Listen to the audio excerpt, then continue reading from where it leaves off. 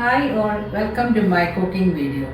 ഇന്ന് നമുക്ക് ഒരു സൗത്ത് ഇന്ത്യൻ മീല് നമുക്ക് തയ്യാറാക്കുന്നത് എങ്ങനെയാണെന്ന് നോക്കാം. നിങ്ങൾക്ക് എല്ലാവർക്കും അറിയാവുന്നതാണ്, ഒട്ടുമുക്കാൽ ആൾക്കാർ ഇത് ചെയ്തിട്ടുള്ളതുമായ ഒരു മീലാണ്. അതായത് ഗീ റൈസ് അല്ലെങ്കിൽ നെയ്ച്ചോറ്. ആക്ച്വലി നെയ്ച്ചോറ് ഇത് മലബാർ സൈഡിലാണ് ഇത് കൂടുതലായിട്ട് തയ്യാറാക്കുന്നത്. നമുക്കിതെങ്ങനെയാണ് തയ്യാറാക്കുന്നതെന്ന് നോക്കാം. പിന്നെ ഞാൻ എടുത്തിരിക്കുന്ന റൈസ് ബസ്മതി റൈസാണ്. ഇതല്ല എങ്കിൽ ജീര സാമ്പാർ റൈസ് അത് വേണേലും നമുക്ക് ഉപയോഗിക്കാം. നോർമലി കൂടുതലും ആൾക്കാർ ഉപയോഗിക്കുന്ന ജീര സാമ്പാർ റൈസാണ് യൂസ് ചെയ്യുന്നത്. ഇതിൽ വന്ന് ഞാനിത് ഏകദേശം ഒരു 1 കപ്പ് റൈസ് ഉണ്ട്. ഇത് നന്നായിട്ട് ഒരു 25 മിനിറ്റ്സ് സോക്ക് ചെയ്ത ശേഷം ഡ്രെയിൻ ചെയ്തെടുത്തതാണ്. അരി എപ്പോഴും നന്നായിട്ട് കഴുകിയ ശേഷം സോക്ക് ചെയ്യാനിടുക, അല്ലെങ്കിൽ ഇതിങ്ങനെ പൊട്ടിപ്പോകാൻ സാധ്യതയുണ്ട്. അപ്പോൾ അതുകൊണ്ട് സോക്ക് ചെയ്യുക, പിന്നെ സീവ് ചെയ്ത് എടുക്കുക. ഇനി ഇതിൻ്റെ പ്രിപ്പറേഷനിലേക്ക് നമുക്ക് പോകാം. ഇവിടെ ഞാൻ ഒരു 1 കപ്പ് റൈസിന് വേണ്ടി ഒരു 1/4 കപ്പ് ഗീ ആണ് യൂസ് ചെയ്യുന്നത്.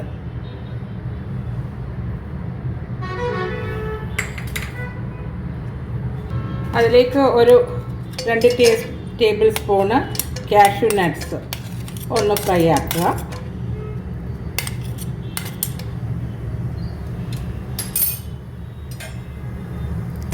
ഇതൊന്ന് കളർ ചേഞ്ച് ചെയ്തു. ഇതും അതിൻ്റെ കളർ മാറി. അതോടൊപ്പം തന്നെ ഒരു 1.5 ടേബിൾ സ്പൂണ് കിസ്മിസ് അതൊന്ന് ഇത് ചെയ്തെടുക്കുക. ആ ഗീ തന്നെ ഒരു ചെറിയ അനിയന് തിന്നായിട്ട് സ്ലൈസ് ചെയ്തത് നമുക്ക് ഒരു ഗോൾഡൻ ബ്രൗൺ കളർ വരുന്നിടം വരെ ഇത് ഫ്രൈ ചെയ്ത് നമുക്കെടുത്ത് മാറ്റാം. ഉള്ളി നന്നായിട്ട് ഫ്രൈ ആയിട്ട് എടുത്തിട്ടുണ്ട്. ഇത് നമുക്ക് മാറ്റാം.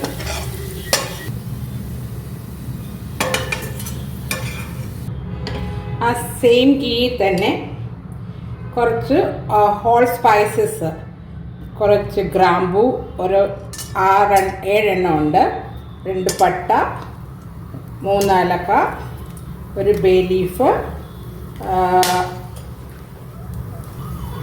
ഒരു 1/4 ടീസ്പൂൺ പെപ്പർ, ഒരു 1/2 ടീസ്പൂണ് സാജീര.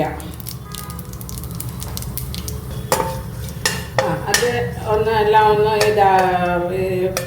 അതിനുശേഷം ഉടൻ തന്നെ ഇമ്മീഡിയറ്റായിട്ട് ഒരു ചെറിയ അനിയന് തിന്നായിട്ട് സ്ലൈസ് ചെയ്തത് ഇട്ട് ഒന്ന് വഴറ്റുക. അതിൻ്റെ കളറൊന്ന് വഴന്നാൽ മതി. ഒത്തിരി നേരം ഇട്ട് ചെയ്യേണ്ട, ഒരു 2 മിനിറ്റ്.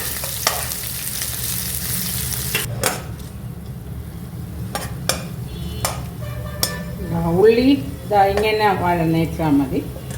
അതിലേക്ക് ഒരു പച്ചമുളക്, എൻ്റെ ഇച്ചിരി നീളമുള്ള പച്ചമുളക് ആയതുകൊണ്ടാണ് അതിട്ടൊന്ന് ഇത് ചെയ്യുക.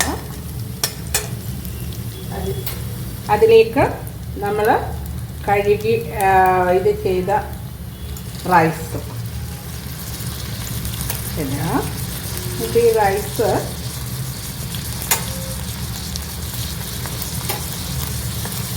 ഇഡ്ഡലിയുമായിട്ട് മിക്സ് ചെയ്ത്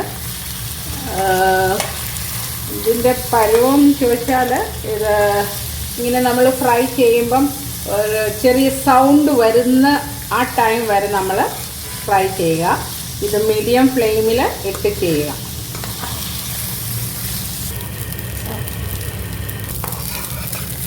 ഇതിങ്ങനെ ഫ്രൈ ആയി വരും. നമ്മൾ ഇങ്ങനെ ഇളക്കുമ്പം വളരെ സ്പീഡിലൊട്ട് ചെയ്യരുത്, വളരെ സ്ലോ ആയിട്ട് ഇടയ്ക്കിടയ്ക്ക് ഒന്ന് ഇളക്കി കൊടുത്താൽ കണ്ടില്ല അരി ഒരു സൗണ്ട്.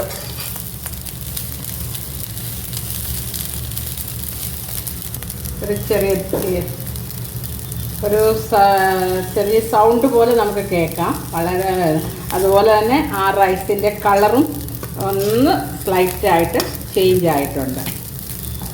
ഇനി നമുക്ക് ഇതിലേക്ക് ഞാൻ 1 കപ്പാണല്ലോ എടുത്തത്, അതിന് 2 കപ്പ്, ഞാൻ 2.25 കപ്പ് വെള്ളം എടുത്തിട്ടുണ്ട്. ചില റൈസിന് ഇച്ചിരി വേവ് കൂടുതലാണല്ലോ, എൻ്റെ റൈസിന് ഇച്ചിരി വേവ് കൂടുതലായതുകൊണ്ടാണ് ഞാൻ എടുത്തേക്കുന്നത്. അപ്പോൾ നിങ്ങൾ ആദ്യം 2 കപ്പ് ഒഴിക്കുക, ഇടയ്ക്ക് ചെക്ക് ചെയ്യുക. പിന്നെ അഥവാ വെന്തില്ല എങ്കിൽ ഒരു 1/4 കപ്പ് വേണ്ട, അത് ആവശ്യമനുസരിച്ച്. ഇത് തണുത്ത വെള്ളമല്ല ഒഴിച്ചത്, ഇത് തിളച്ച വെള്ളമാണ് ഒഴിച്ചത്. ഇനി നമുക്ക് ആവശ്യത്തിനുള്ളതായ സോൾട്ട് ഇടാം.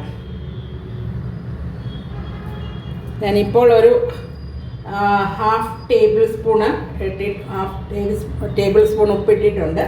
അപ്പം നമ്മൾ ഉപ്പ് എപ്പോഴും ഇതിന് ഈ റൈസിനൊക്കെ ഇടുമ്പോൾ നമ്മൾ ആ വെള്ളത്തിൻ്റെ ഉപ്പൊന്ന് ടേസ്റ്റ് ചെയ്ത് നോക്കണം.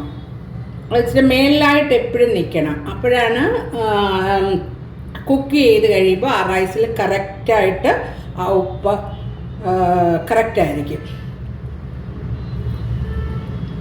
എനിക്കൊരു ശകല ഉപ്പ്, അപ്പം ഞാൻ ഈ 1 കപ്പിന് ഇവിടെ ഞാനിപ്പോൾ എടുത്തത് ഒരു 1/2 ടേബിൾ സ്പൂണും പിന്നെ ഒരു അല്പം കൂടെ ഇട്ടു. ഇനി ജസ്റ്റ് മൂടി വെച്ച് വേവിക്കാം. നമുക്ക് ഈ റൈസ് എവിടം വരെ ആയെന്നൊന്ന് നോക്കാം.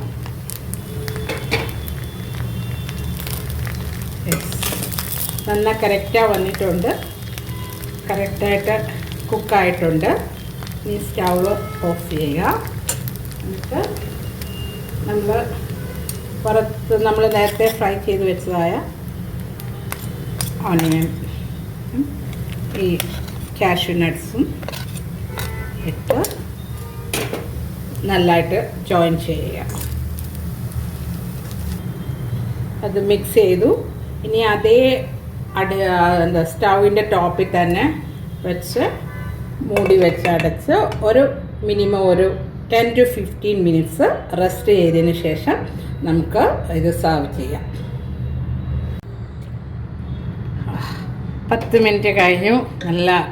നല്ല കറക്റ്റാണ്, എന്താ പറയുന്നത്, നല്ല സ്മെല്ലും എല്ലാം വന്നിട്ടുമുണ്ട്.